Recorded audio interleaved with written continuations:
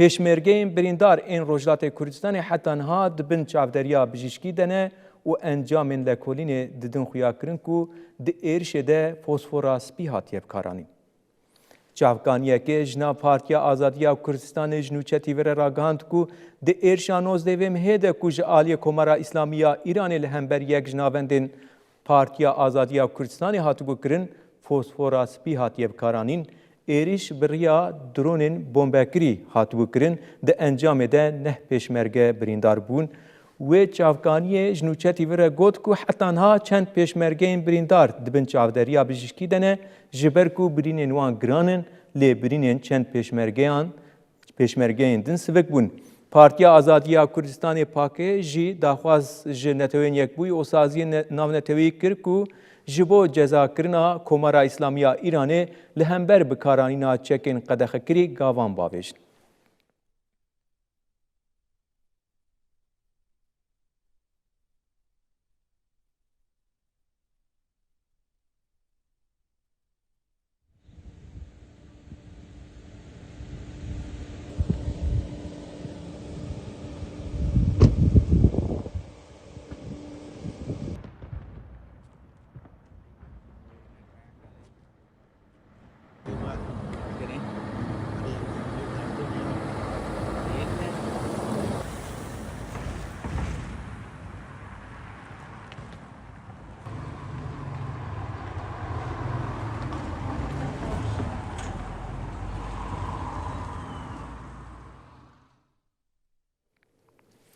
Bi êrişên Amerîkayê ku li ser Îranê ve tên pêşxistin bi taybet dema ku êriş li ser Îranê hên zêdetir pêş dikevin, Îran jî li ser heremê êrişên xwe hên berdewam dike zêdetir dike di van demên dawî de.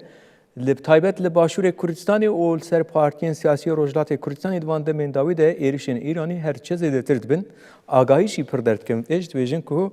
bi taybet hêzên xwe sevkî sînorên Rojhilatê Kurdistanê dike. Sînorê Başûrê Kurdistanê ku di navbera Rojhilat û Başûr de ye hêzên xwe pir zêde sevkî wê heremê dike. Dîsa êrişên ku li ser partiyên siyasî Rojhilatê Kurdistanê ku hatibûn pêşxistin de ev agahî jî nû derketiye pêş ku çekên qedexekirî fosfora spî hatiye bikaranîn. Bi taybet wê êrişê de neh pêşmergeyên Partiya Azadiya Kurdistanê birîndar bûn. Ji bo vê bûyerê em ê ji Konseya Rêvebir a Partiya Azadiya Kurdistanê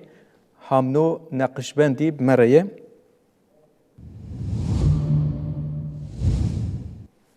Hûn bi xêr hatin bernameya me.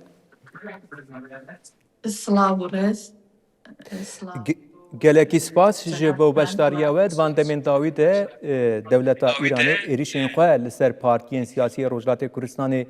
dijwartir kiriye. Dîsa yek jê jî ê ku dibe hedefa van êrişan Partiya Azadiya Kurdistanê ye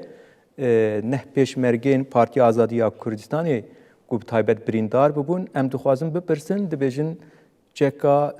fosfora spî ya qedexekirî hatî bikaranîn agahiyên wisa tên parvekirin. Rewşa dawî ya her neh pêşmergeyên birîndar çawa ye gelo? بەڵێ هەر وەکو ئاگادارن ڕۆژی 19 مانگ هێرش کرا لەسەر بارەکەکانی پارتی ئازادی کوردستان و سوپای میلی کوردستان لە ئەنجامی ئەو بۆرگمانەدا نۆ پێشمەرگەمان بە سەختی بریندار بوون. دیارە دوودانەیان تا ڕادێک لە ئێستا لە دوێنەوە ئەزیان بارودۆخیان جێگیر بووە بەڵام بە سەختی بریندار بوون. حوتی دیکەیان بریندار بوون بەڵام زۆر سەخت نەبوون. ئەمە دوای 85مین جار لە هێرشە درۆنی و هاژێکیەکانیان بۆ سەر بارەکەکانی سوپای میلی کوردستان بە هیچ شێوەیەک جمهوری ئیسلامی دەستی لە هیچ شوێنێک بەرامبەر بە بنکەکانی ڕۆژهەڵات دەستیان نەپاراستووە. ئەو شوێنانەی پێیان کراوە و لوکیشنیان ئاگادار ببێتن کە کوردەکانی ڕۆژهەڵات بوون هیچ شتێک ڕێگریمانیان کردووە. Di daxuyaniya partiya we de jî hatiye gotin ku fosfora spî hatiye bikaranîn. Ev jî wek çekeke qedexekirî ye belge û nîşanên bikaranîna vê fosfora spî çi ne ون چواد زانن کو اف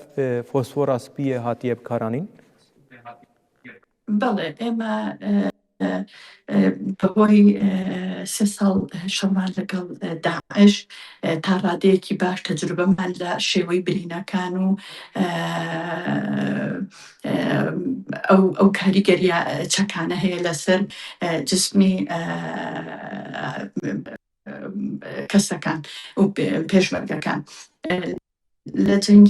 لە دژی داعشدا ئەو تێنتیانەی کە بەکار دەهات دوو جۆر بوون بە تایبەتی یەکێکیان ئەوە بوو زۆرتر TNT بووتی سادە کە تەنها کاریگەریەکەی تەوژمی دەنگ بوو کە پێشمەرگەکان بەردەکەوتن زۆرتر کاری دەسەر ئەوەی لەبەر یەک هەڵیان وەشێنێ بەو شێوەیە کاریگەری دەبوو لەسەر لاشەی پێشمەرگەکان بەڵام هی ئەو جار هی جۆرێکی دیکەیان هەبوو کە فۆسفۆری سپیت ئەوەیان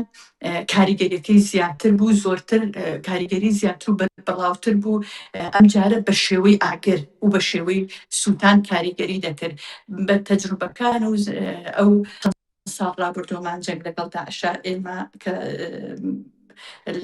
لەناو بارودۆخەکە داین و برین و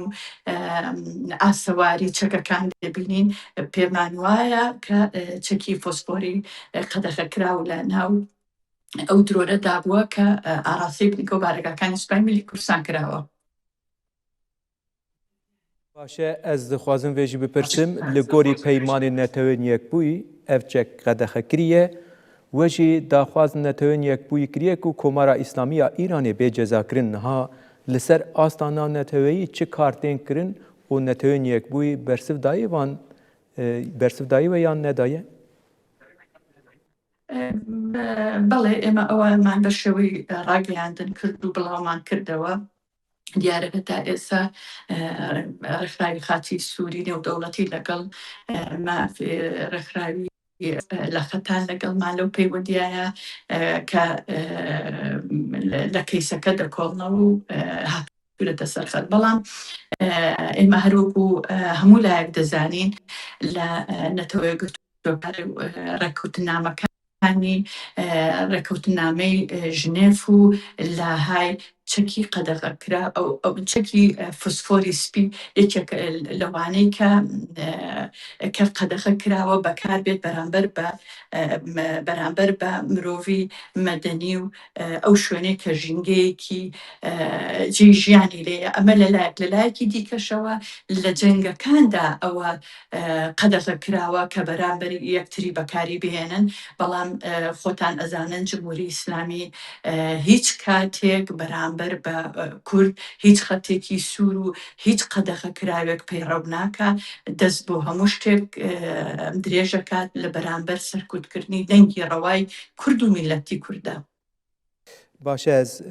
herî dawî jî vê bipirsim hevpeymaniya siyasî ya Rojhilatê Kurdistanê hatibû avakirin biriya vê hevpeymaniyê ji bo ku hîn zêtir ev êrişên Îranê ku li ser partiyên siyasî Rojhilatê Kurdistanê tên pêşxistin ji bo vanahanê ku di aliyê navnetewî de li beramberî wan êrişan bertek çêbê yan jî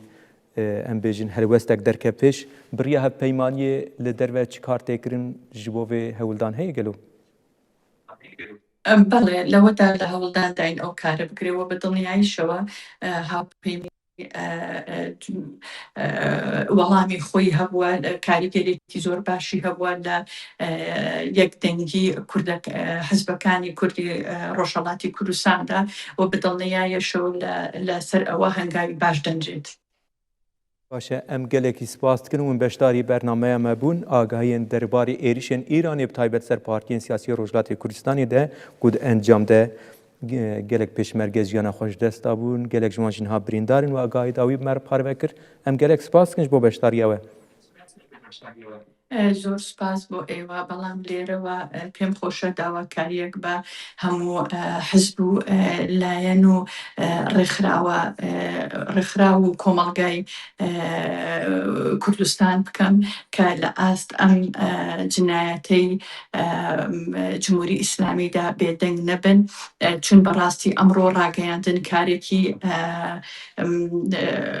کارێکی باش دەکات لەسەر ئاشکراکردن و ڕوونکردنەوە و گەیاندنی زیاتری دەنگەکان بۆیە دەبێ بۆ ئەوەی ڕێگری لەم دووبارەکردنەوەی ئەم چەکە بکرێت نورێک دابنرێ بۆ ئەم دەستدرێژیانەی جمهوری ئیسلامی ئێران پێویستە زیاتر گرنگی بەم بابەتە بدرێ و داواش لە کۆمەڵگای نێودەوڵەتی ئەەکەم کە لە ئاست ئەو دەستدرێژیانە بۆ سەر کوردەکان ڕۆژهەڵاتی کوردستان و باشووری کوردستان بێدەنگ نەبن و هەرچی لە توانایاندایە بۆ پاراستنی گیانی ئەو پێشمەرگانە و ئەو خەڵکە سڤیلەی لەوێن بیگرنە بەر. ئەو زۆر سپاس بۆ جەنابتان.